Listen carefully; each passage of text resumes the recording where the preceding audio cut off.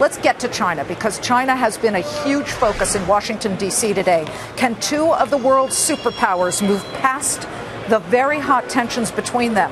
They appeared to try pretty darn hard today at the White House as President Obama hosted Chinese President Xi Jinping. And the two discussed very important issues, everything from climate change to cybersecurity. And I guess there was an ultimate vague agreement not to steal each other's secrets. Okay, I say vague because, you know, that's not going to happen. It'll continue. The issue of cyber spying, though, is far from resolved. We have jointly affirmed the principle that governments don't engage in cyber espionage for commercial gain against companies.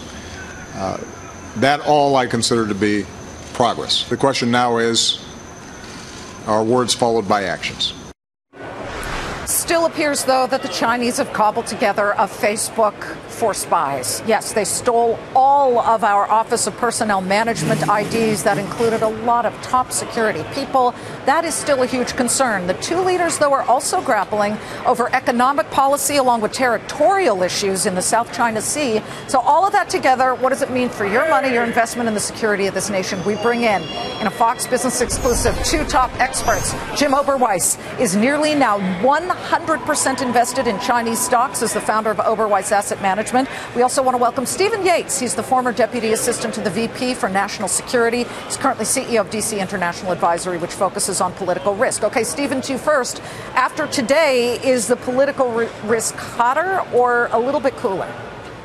Well, I think it's probably status quo for the most part. These big summits don't tend to move the needle a lot in terms of the ground game on the economy in China. There's important issues at stake for sure. They can be tone setters in the relationship, but it's probably a bridge too far to imagine that a summit at the White House is going to change the fundamentals of what's driving China's economy. Well, there are a lot of distractions, obviously, and they were having a so-called working dinner, but they were probably also trying to get to know each other. They talked about cybersecurity. Let's be honest here, Stephen. They do it, we do it. Perhaps they're just better at it. I hate to admit that, but they got millions of identifying pieces of data from the Office of Personnel and Management. That just seems to be taking it to such a different level. Do you think that was an issue that came up? Because the president said they didn't talk specifics. I'm sure that broad issue has come up. And in these presidential meetings, a lot of work is done by staff before and after so that the leaders can make happy talk when they're eating. And so they're probably talking broadly about the cyber threat. China is one of the most aggressive cyber spies in the world. Russia is right there with them. But they've done a lot commercially with cyber. They've taken down major multinational corporations with cyber. And so it's a very serious competitive threat. Let me get to Jim. Your fund is now, before you were 80% invested in Chinese stocks. Now you're about 100%. You obviously have great belief that this is a time to buy. You're supposed to buy low and then, of course, sell high.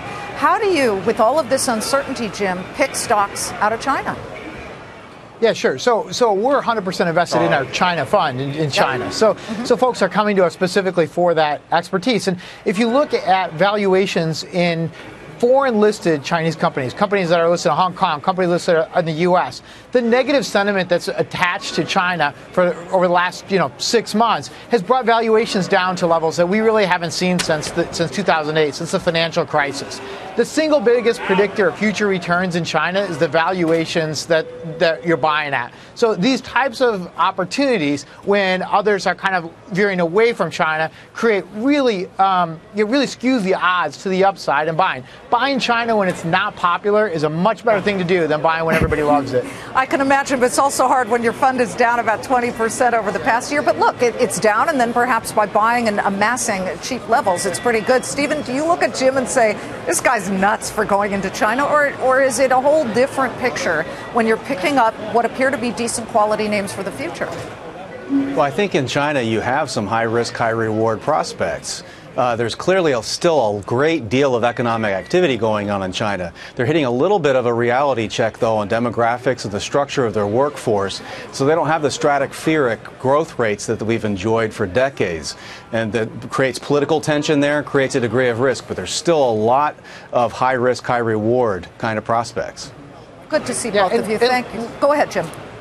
Yeah, Liz, what I was going to say is, although we're down 20% this year, we've averaged 15% a year for the last decade. So there is definitely money to be made in China. It's from niche industries and niche companies, but they're still there. Areas like e-commerce and healthcare, those areas are really booming right now.